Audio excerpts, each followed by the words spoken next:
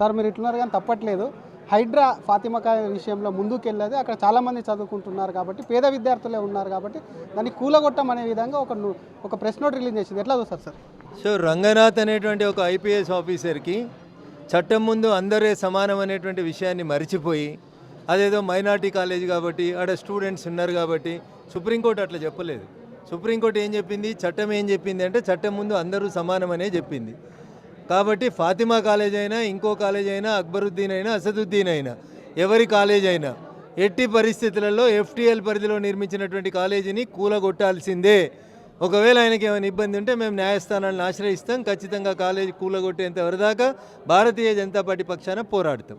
ఇంకా వేరే ఇష్యూలకు సంబంధించి కూడా ప్రభుత్వ భూములు కూడా ఇదే విధంగా మారే అవకాశం ఉంది. వాళ్ళు కూడా మేము ట్రస్టులకు ఇంకా దేని పేరు మీద నడిపిస్తున్నామనే చర్చ కూడా కొంత మొదలైంది. అట్లాంటిదేమో అందుకనే ఎఫ్టీఎల్ కానీ బఫర్ జోన్ కానీ సుప్రీంకోర్టు గైడ్లైన్స్ ప్రకారం మీరు స్వచ్ఛంద సేవా కార్యక్రమాలు చేసినా, అనాథ ఆశ్రమాలు నడిపినా, పాఠశాలలు నడిపినా, కళాశాలలు నడిపినా బఫర్ జోన్లో ఎఫ్టీఎల్లో నిర్మించిన ప్రతి కట్టడాన్ని కూలగొట్టమని సుప్రీంకోర్టు చెప్పింది.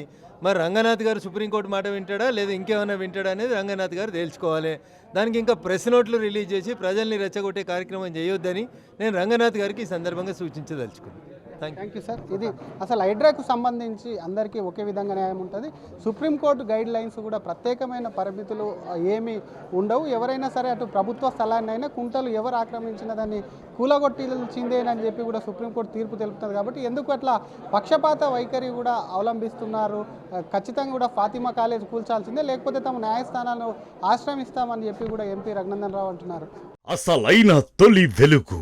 ఫాలో వాట్సాప్ @తొలి వెలుగు official.